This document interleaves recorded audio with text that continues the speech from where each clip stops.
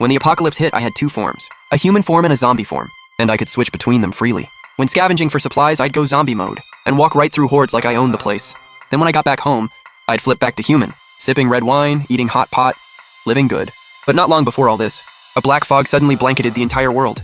Anyone who breathed it in turned into a bloodthirsty zombie, and me and a bunch of classmates were trapped in a fourth-floor classroom. We were starving, so me and a few brave ones split up to go find food. But in the end, I was the only one who made it back with anything. But when I got back to the classroom door, my heart sank, because my girlfriend and the rest of the class straight up refused to let me in. The reason I had 3 zombies behind me, and what really got me, my girlfriend, had the nerve to say, "All righteous, I'm sorry. For everyone's safety, we can't risk letting you in." Bro, I wanted to go off right then and there.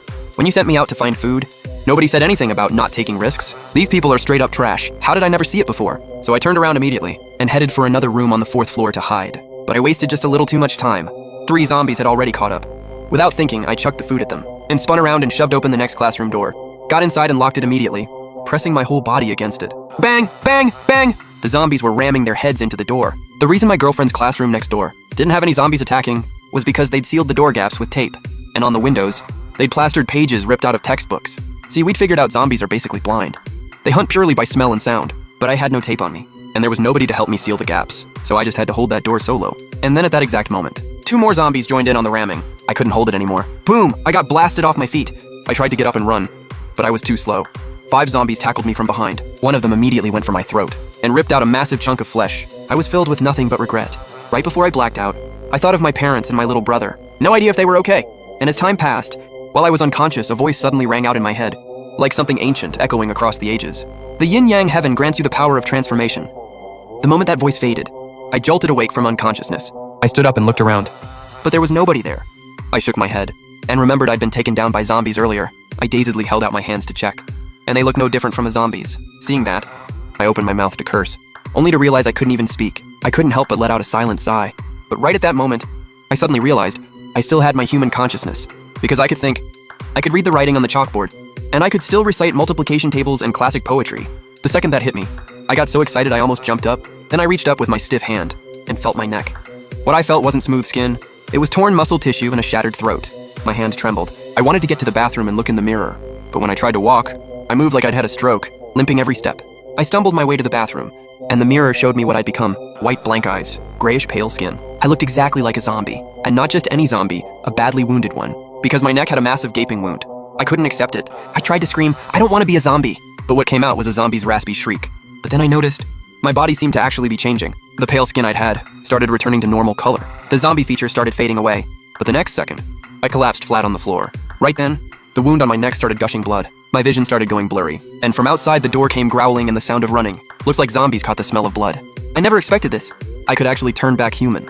But as a zombie, the neck wound was nothing. As a human, that's a death sentence. Massive blood loss, crushed throat, can't breathe. I felt like I was about to die right there. Honestly, I thought I'd be better off as a zombie. The second that thought crossed my mind, my body shifted again. The pain in my neck disappeared. My dark eyes turned white again. In under 5 seconds, I was a zombie again. And right at that moment, the bathroom door burst open with a bang. A zombie came charging in, but it almost immediately lost its target. Started wandering around aimlessly. I was lying on the floor, completely drained. Those 2 transformations back to back had wiped out every bit of energy I had. But deep down, I was pumped, because I could switch between zombie and human freely. That meant my survival game was on a whole different level from everyone else. Then I thought back to that voice in my head. The yin-yang heaven grants you the power of transformation. So this was my awakening moment. But what even is the yin-yang heaven? Why give me this ability? The second I thought about yin-yang, I instantly remembered the yin-yang fish pendant I wore around my neck. I instinctively looked down, and the pendant was gone from my chest. But on my skin, there was now a yin-yang fish tattoo. That pendant was a gift from my dad. He said the pendant was found by chance inside a meteor crater. There's clearly something going on here. One day I'll get to the bottom of it. But right now, the only thing that mattered was staying alive and finding my family. So I started thinking, how do I heal my body and get stronger? And then the answer just appeared in my head. Kill a zombie. Then touch its body with your finger, and you can drain its blood energy and purified power to upgrade yourself. It's like I just already knew this. Like how you just know to drink when you're thirsty. I looked over at a zombie body nearby. No idea who killed it. I dragged myself over and pressed my index finger against its face. Immediately, an energy like an electric current shot through my finger into my body. It felt incredible. Then on the wound on my neck, flesh started growing back. In just a few seconds, the wound was already half healed, and my strength and agility got a noticeable boost too. Even the hunger was gone. Okay, we're good. No eating zombies, no eating people. Just one finger poke and I drained the energy. I was burning with the desire to get stronger. The stronger I got, the longer I'd survive this apocalypse. So I walked out of the bathroom, found a solid fire axe, and got ready to go on a full rampage, but when I passed by my girlfriend's classroom, I stopped dead because the door was wide open. I walked in and looked around. Every single one of those classmates had turned. In the moonlight, I could see the mess on the floor. Looked like they'd turned on each other over food. I scanned through the zombie crowd until I spotted my zombie ex-girlfriend. Wild. She screwed me over and still didn't make it. Any grudge I had just melted away. Then I walked over to a fat zombie and poked it with my finger. Nothing happened. So it's confirmed.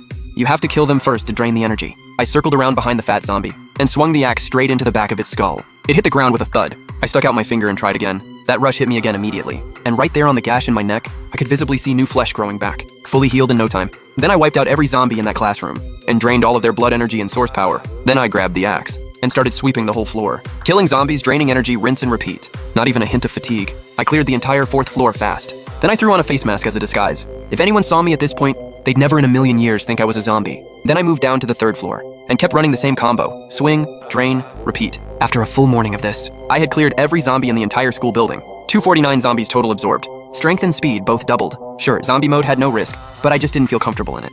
So I decided right then, I needed a safe spot to switch back to human and rest. So I headed to the convenience store on the 1st floor, used tape I found to seal every gap in the doors, then tore open a few workbooks and covered every door and window. Once everything was set, I focused my mind, and my whole body shifted instantly. Just a few seconds. And I went from a gnarly looking zombie to a completely normal human being.